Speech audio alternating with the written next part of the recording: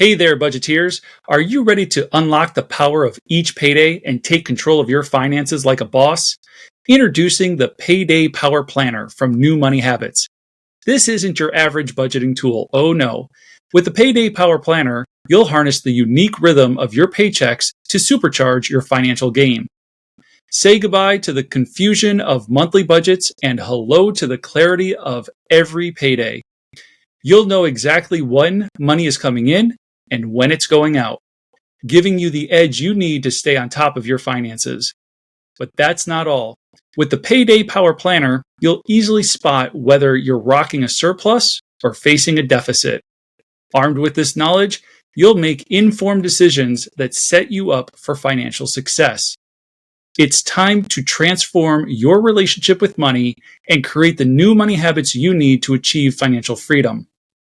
Get your hands on the Payday Power Planner from New Money Habits today and start making every dollar count. Don't let financial stress hold you back. Create a better plan for your money and seize the power of your pay period and thrive with the Payday Power Planner. Visit newmoneyhabits.com now to grab your free copy and unleash your financial potential. On this episode of the New Money Habits podcast, we're going to talk about planning for life's big moments. What's up, budgeteers, and welcome to the New Money Habits podcast. I'm your host and one of the co-founders of New Money Habits, Coach Nino Villa. And today on the New Money Habits podcast, we're going to talk about financial planning for marriage, children, and home ownership. If you have any questions, be sure to hit us up on social at New Money Habits and follow us on your favorite podcast platform, or tell your smart speaker to play the latest episode of the New Money Habits podcast. If you want to help out the show, consider leaving a 5-star rating and review. We cannot thank you enough for leaving those 5-star ratings and reviews. They truly help us spread this message of hope to people looking for a better plan for their money. Now let's get into today's episode. I'm never quite sure just how selfish I'm being when I hit the record button to lay down a new podcast. This one feels a little bit selfish, but I'm guessing it's going to be very helpful to a lot of people. And the reason I think it might be a little bit selfish is just right now in my life, I'm either working with a number of clients who are anywhere from mid-20s to mid-30s. And so these things are happening where they're planning for marriage, they're planning for children, or they're planning for home ownership, and not always necessarily in that order. Or if it's not a client, there's just people in my life. I have younger siblings, and that's their time of life, and nieces and nephews, and that's the season of life that they're in. And so I feel like this is a little bit selfish, but I think it's going to be incredibly helpful. Let's start off by talking about how to financially plan for marriage. Marriage is an incredible opportunity for two to become one, and the merging of a man and woman in matrimony. And it means it's time to merge the finances as well. I would actually encourage us to start the conversation at the courtship. And as you're dating and you're getting to know someone, you decide that you want to get engaged to be married, there are some important conversations that you need to be having ahead of time. In fact, I would start with, you should be having conversations about roles and responsibilities. Are you both going to work outside the home and contribute to the household financially? Is it your desire that one person would work and the other would stay at home to tend to house and family? And so you have to have a conversation about roles and responsibilities. It's going to play a factor in the finances as well. My wife and I had these conversations before we got married, in which she expressed her desire to stay at home and take care of the house and the family. And I shared in the desire to be married to somebody who was willing to be at home and taking care of the home and the family. And so how is that going to affect our finances? If I'm the only one bringing in an income, is it really my money and she gets an allowance? Is it our money? And how does that work? And so do I get more say because I'm the one that works outside the home and brings home the income? And you have to have those conversations because the answers to those conversations are going to shape how you guys communicate about money. For my wife and I, it is our money. We have equal say in what happens with our money. We have our income and our expenses and our debt, even though she had some credit card debt and some student loan debt, and I had some credit card debt and some student loan debt. It immediately became our debt. It is our income, our expenses, our debt, our money.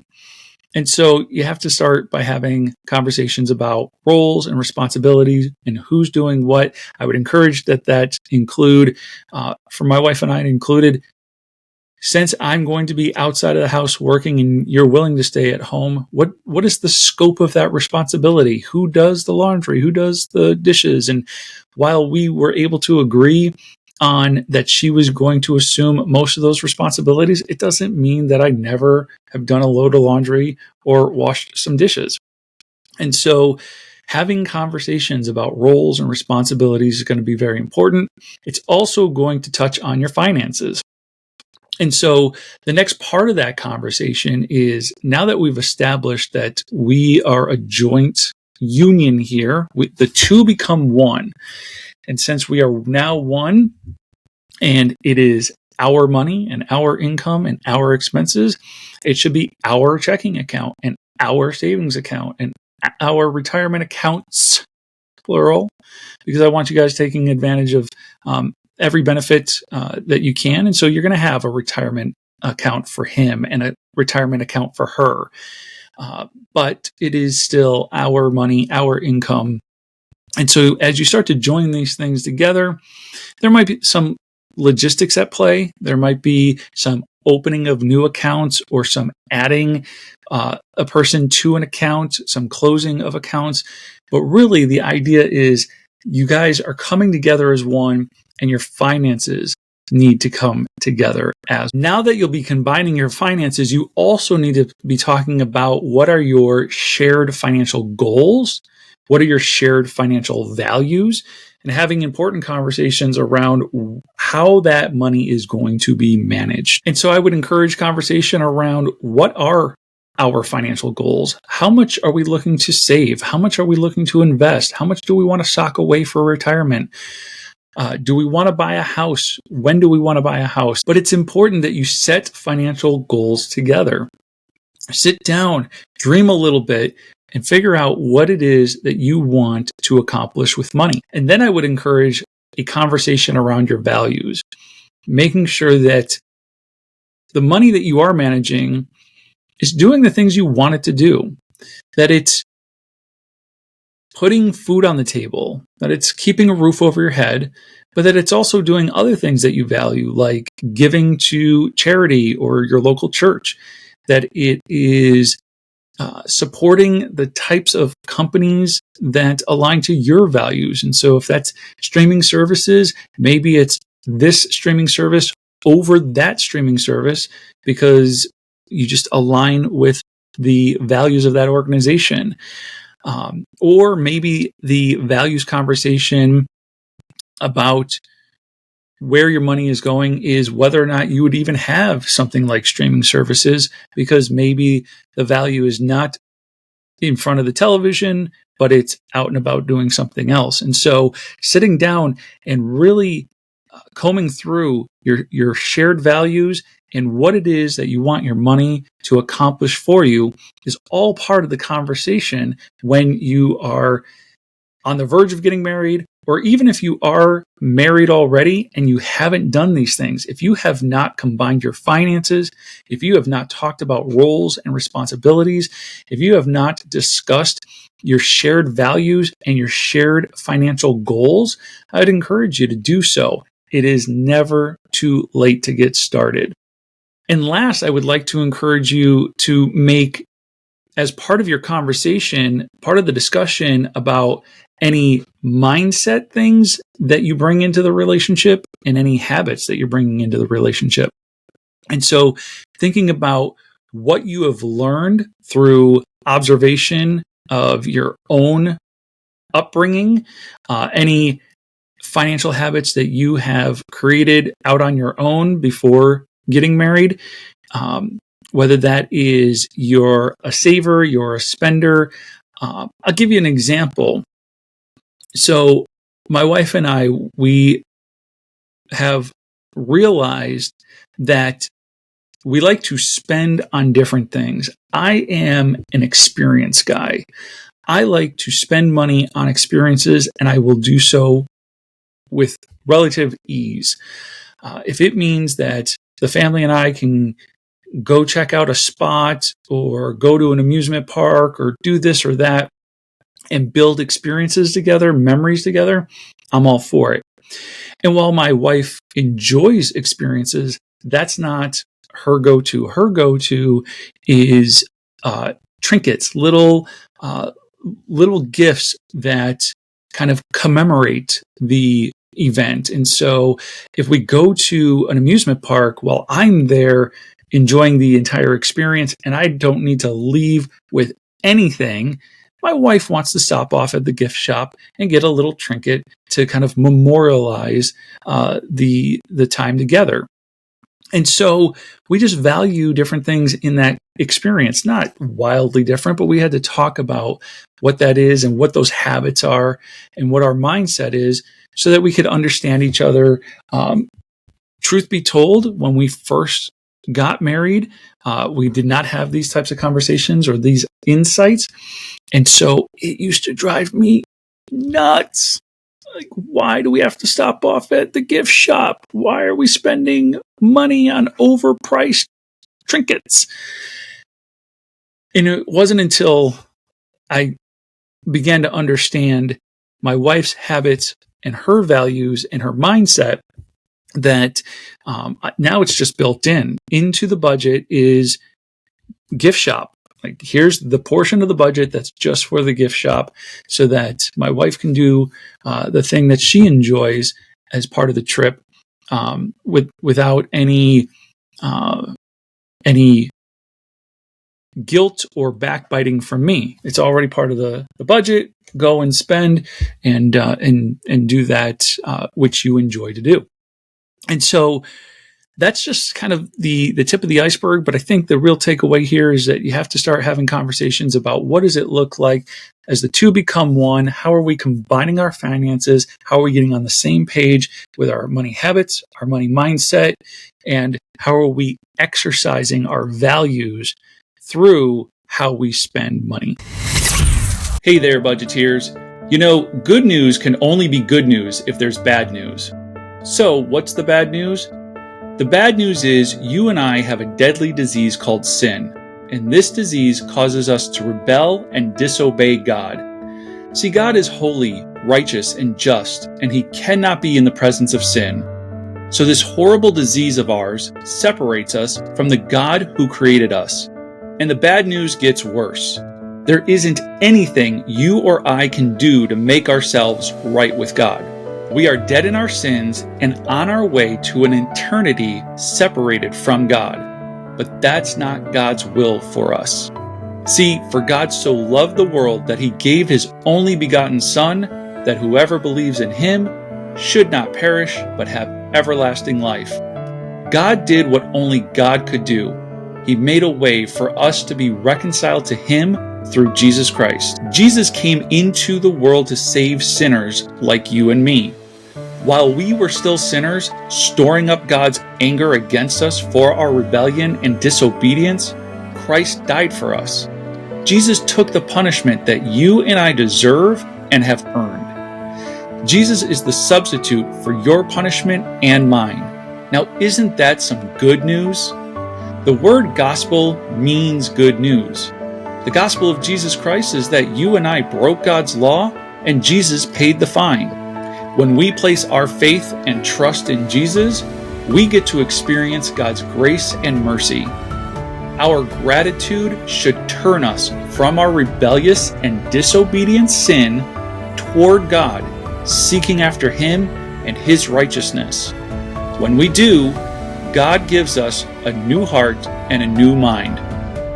Praise God for His goodness, and remember, God loves, humans sin, Jesus saves.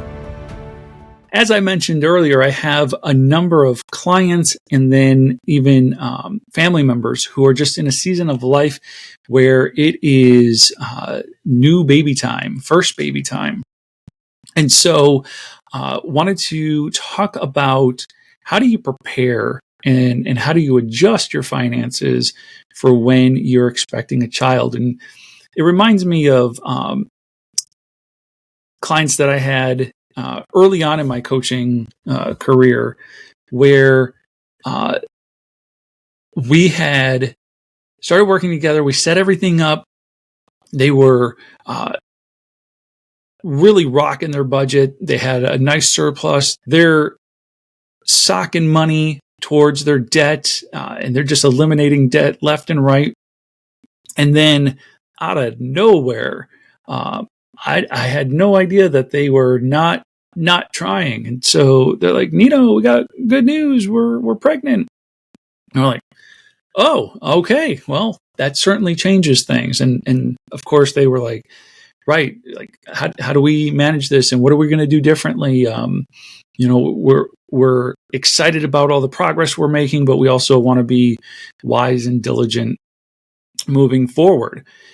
And so we had a conversation about how, okay, all that money, all that surplus that you're using right now to eliminate your debt, we're going to press pause on that. We're going to press pause.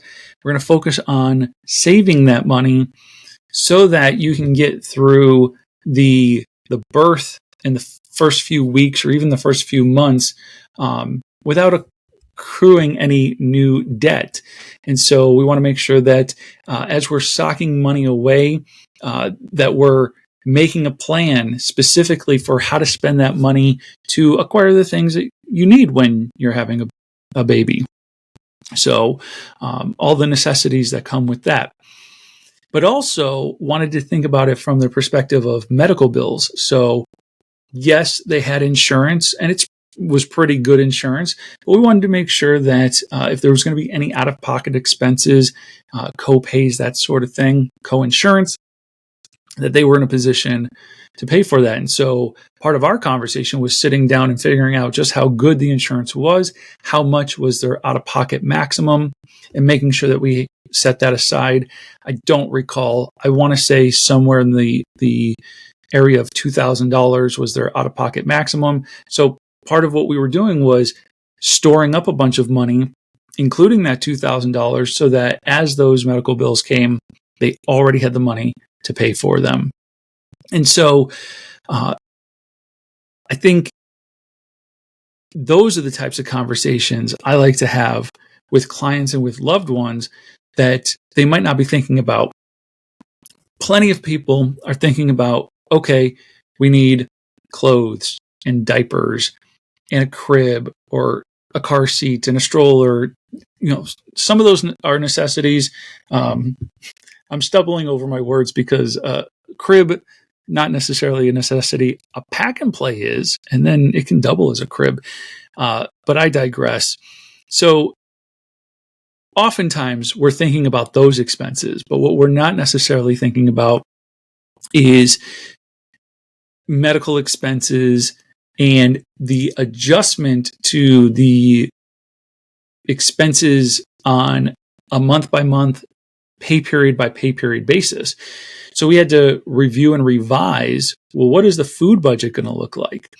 And then one of the categories I love to share with clients and loved ones, because it's something that my wife and I just kind of stumbled upon when we kind of first started our new money habits, and we had babies in diapers.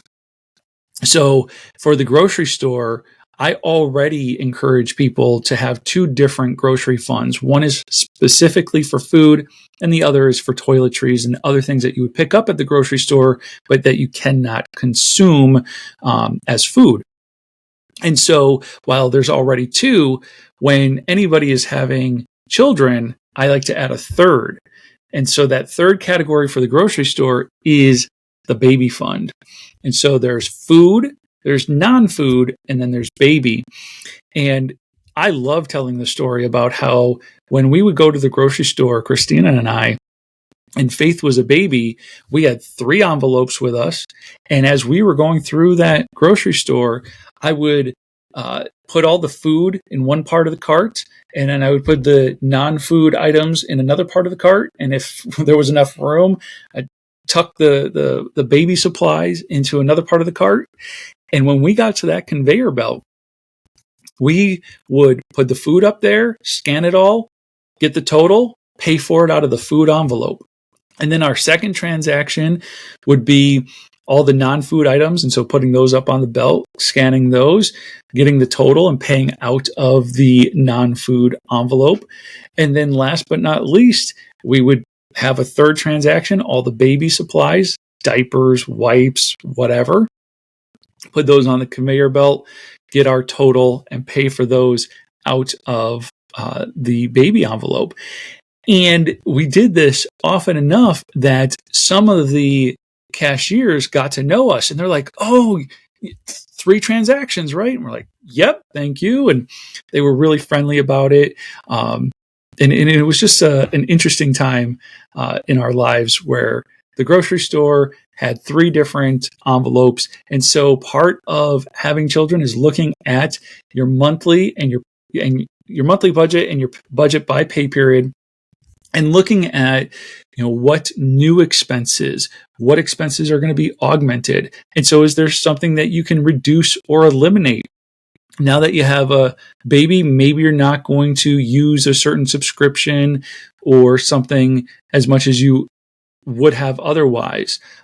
What else other than diapers and wipes and other grocery items do you need to add to the budget on a monthly and a pay period basis? And so another big one is childcare. And this ties back to what I was talking about in the first segment, and that is discussing roles and responsibilities. If you know that you are both going to work full-time outside of the home, how long will mom and or dad take off when baby is born?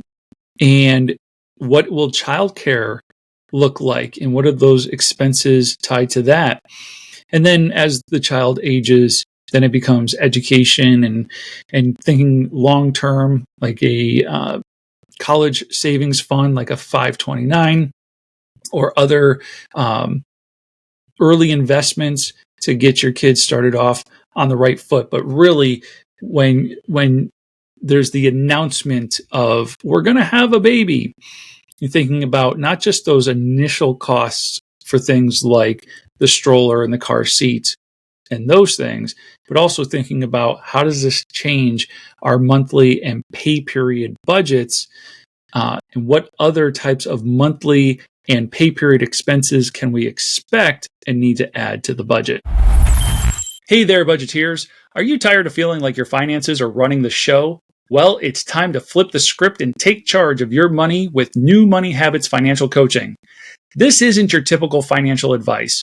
New Money Habits is about empowering you with the knowledge and tools you need to make savvy money moves and build a solid financial foundation. Here's the deal. We're offering a free discovery session to kickstart your journey to financial freedom. Yep, you heard me right. Free. In this session, one of our experienced coaches will help you to pinpoint your financial goals and create a better plan for your money. We're talking about mastering your money mindset, picking up practical money management skills, and having someone to hold you accountable along the way. So, if you're ready to kiss financial stress goodbye and say hello to a brighter financial future, then schedule your free session today to create the new money habits you need to achieve financial freedom.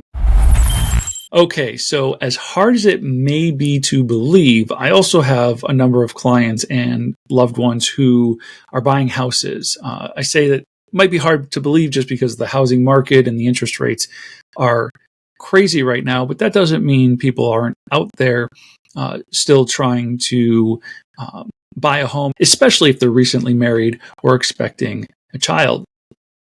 And so, how do you prepare for buying, especially in this market? I think I've done a housing episode recently, but it just bears repeating because the market is just so very different than it has been for a very long time. I believe in a recent episode, I was sharing that from 1950 until 2019, so that's 69 years. For nearly 70 years, the housing market was pretty predictable, meaning that there was an established ratio that people were spending income, their ratio of income to house that they would buy. And that ratio was 1 to 2. On average, for every $1 you made, you spent $2 to buy a house. And so if you made $50,000 a year, you bought a $100,000 house. If you made $100,000 a year, you bought a $200,000 house. But now, since 2019, that ratio got up to 1 to 4. It's still hovering at about 1 to 3, 1 to 4. So like 1 to 3.5. But let's just round it up to 1 to 4 just to make the math easy. That means that same couple bringing home $50,000 is now trying to buy a $200,000 house. And the couple making $100,000 a year is trying to buy a $400,000 house. And so this ratio is just out of whack. The 1 to 2 ratio really kept things manageable. It meant that your mortgage was less than 25% of your take-home pay. 1 to 3, you're at about 30%, maybe 33%.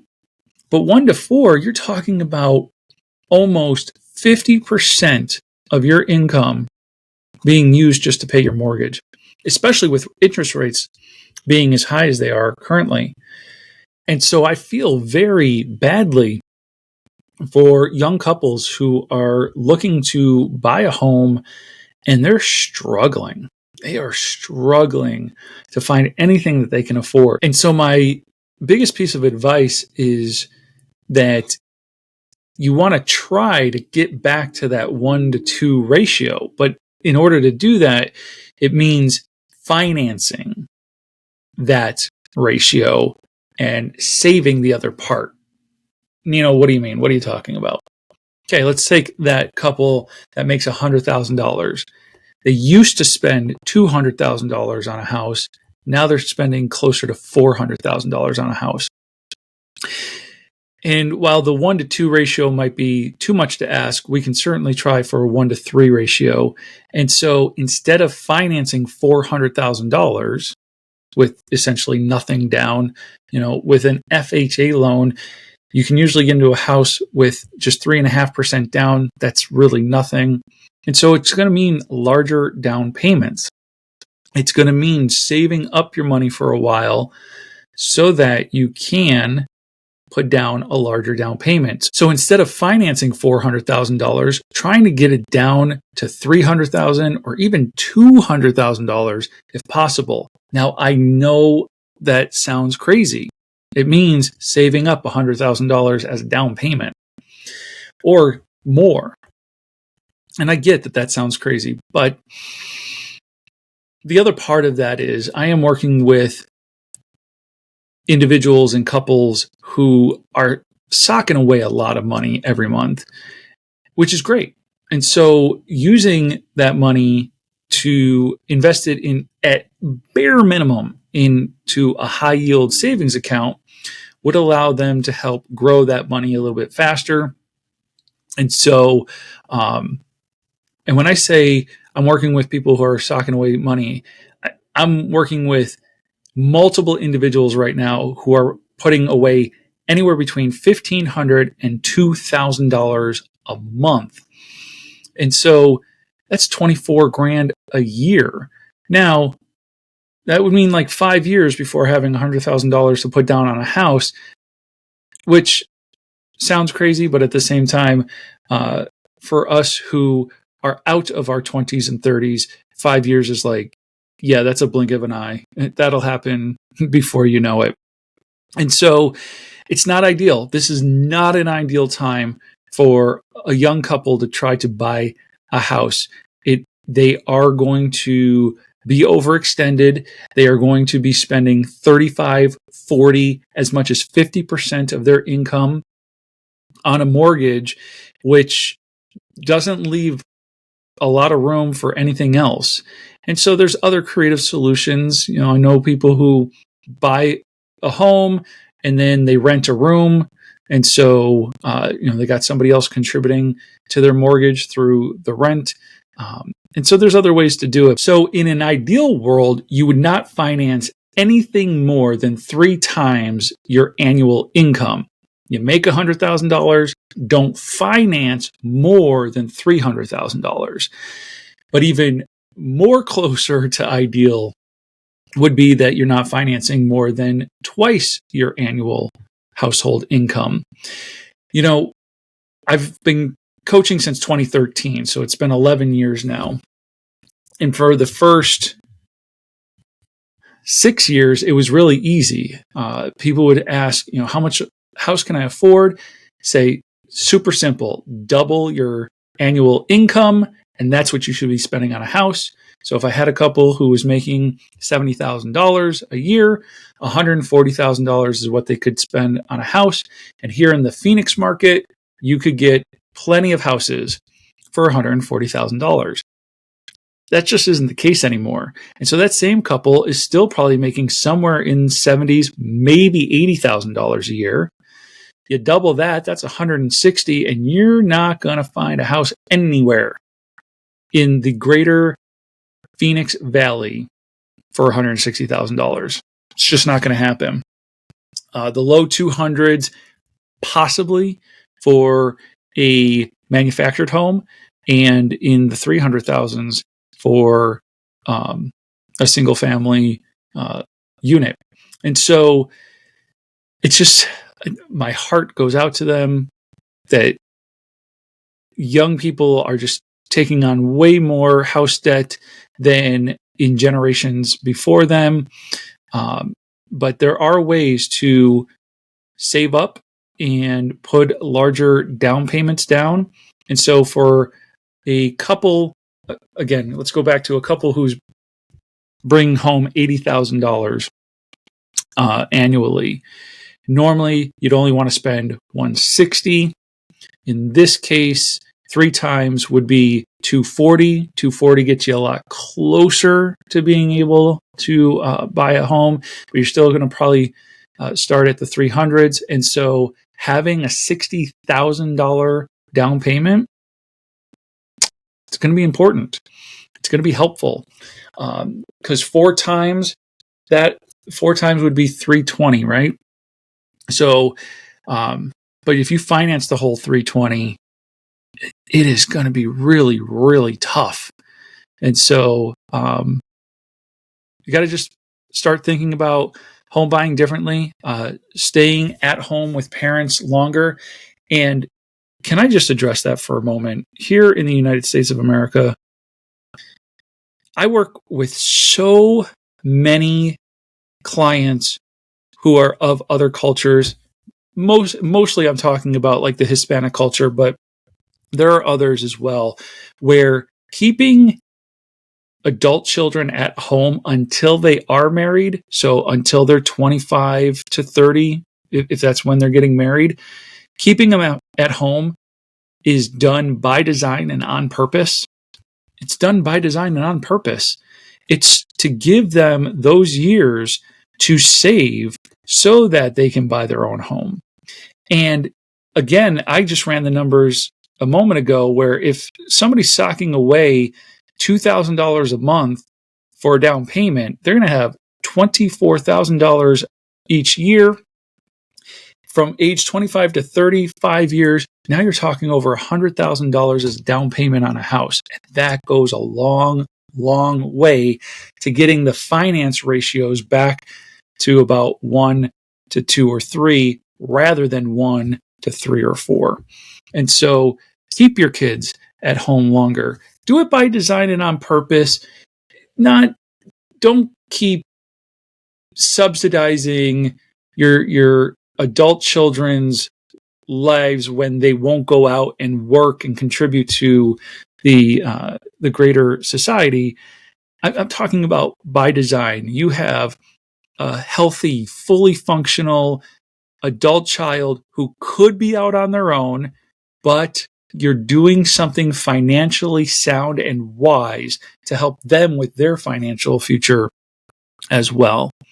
And so just got to be thinking about home ownership differently in 2024 than we did even a short 5 years ago in 2019. The housing market has certainly gone off the rails, but that doesn't mean things can't correct themselves. A correction would mean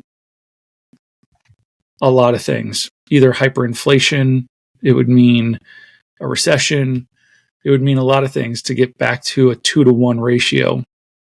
But there you have it. A couple of ways to be thinking about your finances when you're getting married, when you're having children, and when you're buying a house. That does it for this episode of the New Money Habits podcast. Remember, if you have any questions, make sure to hit us up on social at New Money Habits and follow us on Spotify, Apple Podcasts, or wherever you listen to podcasts. Please consider leaving a 5-star rating and review to help us spread this message of hope to people looking for a better plan for their money.